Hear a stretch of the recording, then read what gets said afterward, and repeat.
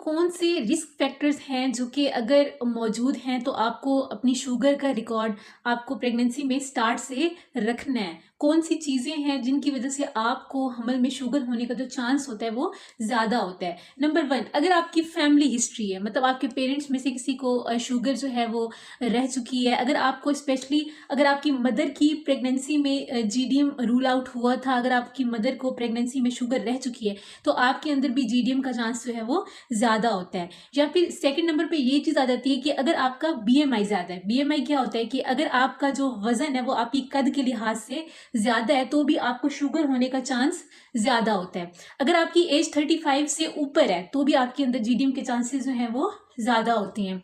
अगर आप किसी बीमारी की वजह से आप स्टीरॉइड्स लेते रहे हैं तो भी आपके अंदर जीडीएम का चांस ज़्यादा होता है।